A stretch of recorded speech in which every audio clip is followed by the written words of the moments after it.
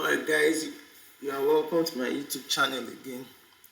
As you all know, I'm always giving you trade breakdowns of the setups I take by trade during the week. So yesterday I took a particular trade that was on CHF, as you can see on my screen, and give me a 1:3. The target was a 1:4, but I left the market at 1:3 not to get greedy.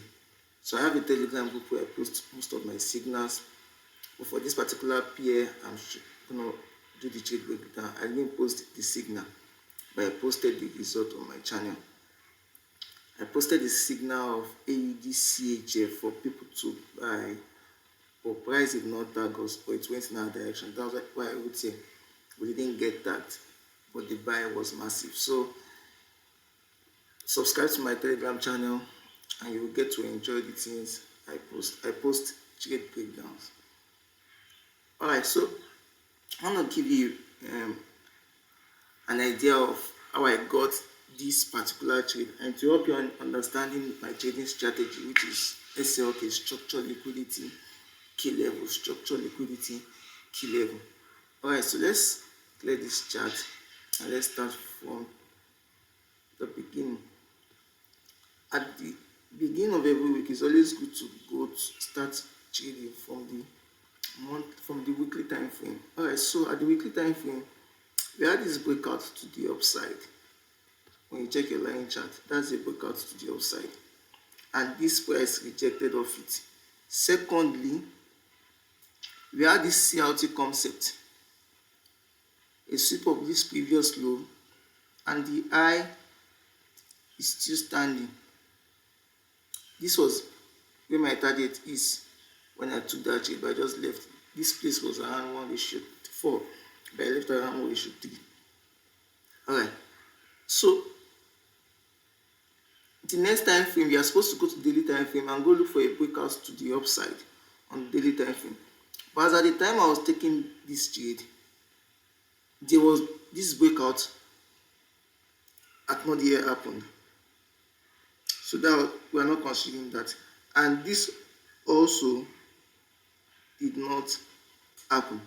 So how did I take this trade? Now let me teach you what we call overlapping of key levels.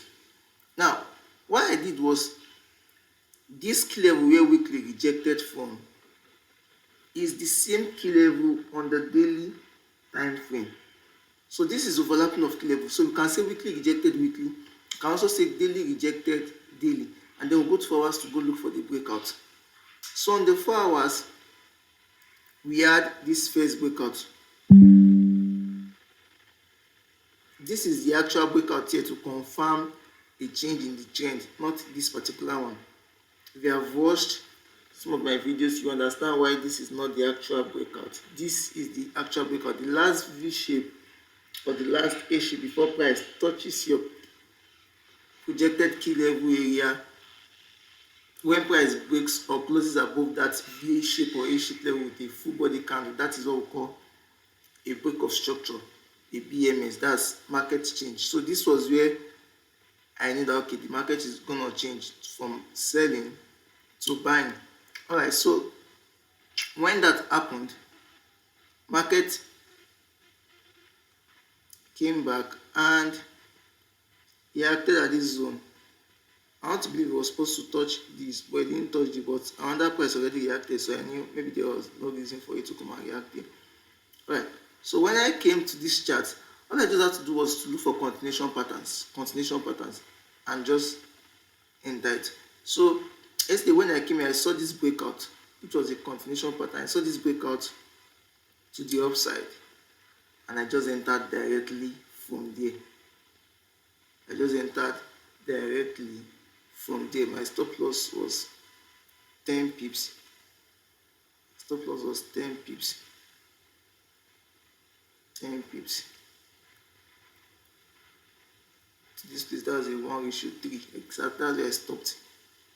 And the reason I placed my stop loss was because if you check on 2 hours time frame, this is the low. Okay, let me check on 4 hours time frame. Alright, why? This is the low of the breakout candle, and that's why I put my stop loss. It was around 8.9, but I just increased it and put my as 10 to be safe.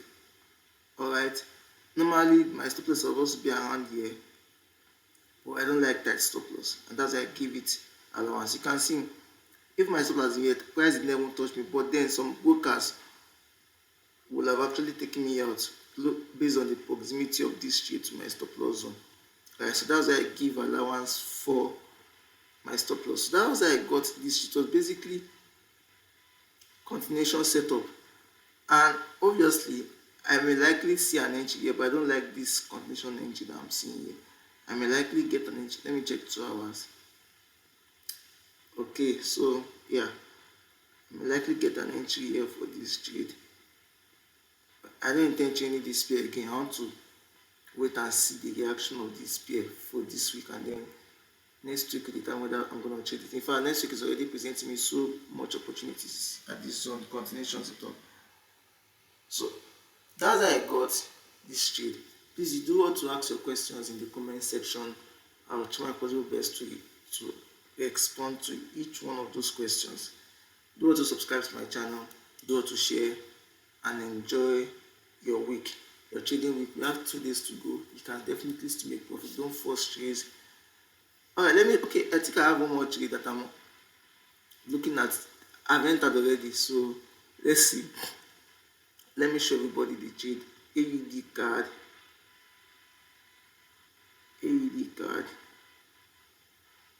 I entered this particular trade.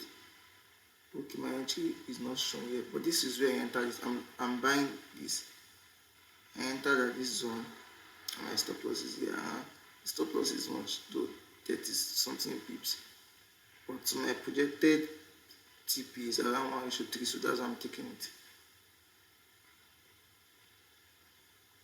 1:3. So if you want to trade this with me, you can enter now. It's basically around my entry. Alright, so I'm giving you a trade like that. Alright, so enjoy the rest of your week, and thank you.